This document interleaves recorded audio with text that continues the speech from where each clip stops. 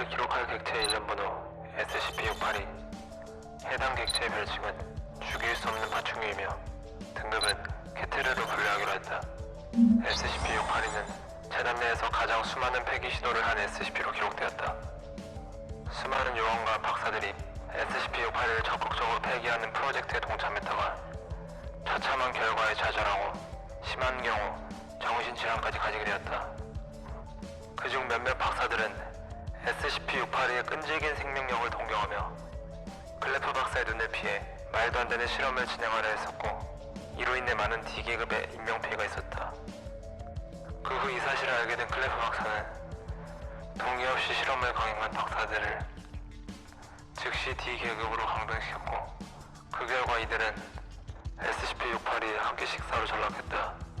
최초의 접촉이자 격리 시도로 알려진 보존사건 076-2를 참고했지만 자료의 상당 부분이 누락되거나 분리 보존되어 있는 바람에 현재까지 어느 정도의 인명피해가 있었는지 추측이 불가능한 SCP로 여겨진다. 애시당초 오메가7 부대의 전술 능력이 상당하다고는 소문으로 익히대로 알고는 있었지만 나를 포함한 많은 박사들과 요원들은 분명히 기억하고 있다. 격리 시도를 처음 진행하던 그때보다 더한 악몽은 없었다는 사실을. 내가 직접 육안으로 확인하는 인명피해만 해도 100명은 훌쩍 넘긴다. 그 중에 요원은 물론이고 박사들도 존재한다. SCP-682를 폐기하려는 다양한 시도가 존재했지만 성공하거나 성공 가능성이 있는 것은 없었다. SCP-682를 폐기 가능한 존재는 아이러니하게도 SCP-682 자신뿐이다. 절단 레이저를 사용해서 정확하게 각 50%의 질량으로 절단시키는 데 성공했지만 신체 재생 능력이 있는 SCP-682는 절단된 이후 2개의 독립적인 개체로 재생되었으며, 이때 비상사태로 야외로 임무 수행을 위해 나가 있던 오메가7 부대를 포함한 기동 특무요원 전 인원을 긴급 소집했었다. 현장에 도착한 모든 요원들이 투입하여 사태를 진압하려 했으나 도무지 감당할 수 없는 인명피해로 이어졌고, SCP-682 2개의 객체가 난동으로 몇몇 케테르급의 SCP 객체들을 탈출시키는 사고가 발생했고, 하마터면 대규모 대회 일출로 이어질 뻔했었다. 하지만 다행히도 SCP-682A가 SCP-682B를 타겟으로 삼아 공격을 하게 됨으로써 해당 사건을 종결지어질 수 있었다.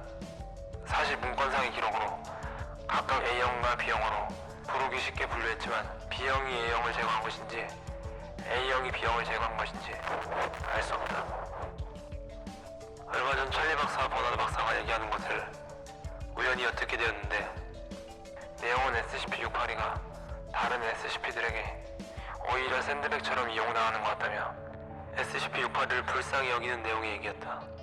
그들의 얘기를 듣고 든 생각은 확실히 SCP-682의 폐기가 불가능하다고 판단한 사람들이 많다는 것이다. 폐기가 불가능하니 격리의 별다른 폐기 시도를 그만두자는 주장이다. 아직 SCP-682에게 사살된 민간인이나 요원들을 닮아서 그런 것인지 나로서는 도저히 이해할 수 없는 부분이다. 케테르 등급의 SCP는 타 생물체에 대해 본능적인 징후가 있기 때문에 SCP-682를 불쌍하게 여긴다는 것은 공감하기 힘들다. 신체의 87%가 파괴된 상태에서도 소리를 내거나 소통을 한 기록이 있고, 95% 정도로 신체가 파괴될 때까지 별다른 저항을 안 하다가 범위 내의 수많은 요원들을 사살하며 신체 재생을 이어나가는 것을 보면 사람들을 놀리는 것처럼 느껴지기도 한다. 그리고 가장 큰 문제는 몇몇 박사들의 주장에 따르면 SCP-682가 유기체나 무기체로 일괄적인 분류가 되는 생명체가 아니라고 하는데, 이는 실로 어마무시한 주장이다.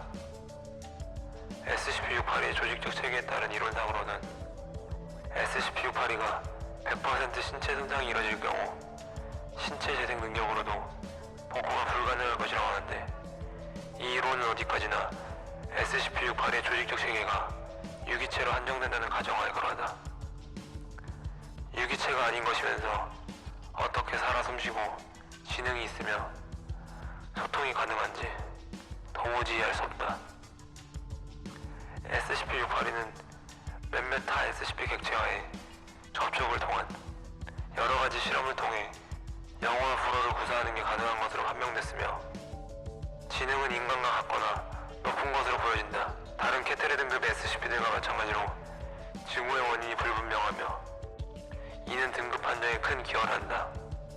SCP-682의 유일한 약점으로는 신체의 일부 피해를 복구시키는 동안은 큰 활동력을 가질 수 없다는 것이다. 이로 인해 우리 재단 관련자들은 모든 격리시설에 염산을 가득 채울 수 있는 시스템을 구축했다. 이는 SCP-682 격리실의 방어력을 모든 격리구역에 사용하지 않아도 된다는 경제적인 이점에서 채택이 되었다.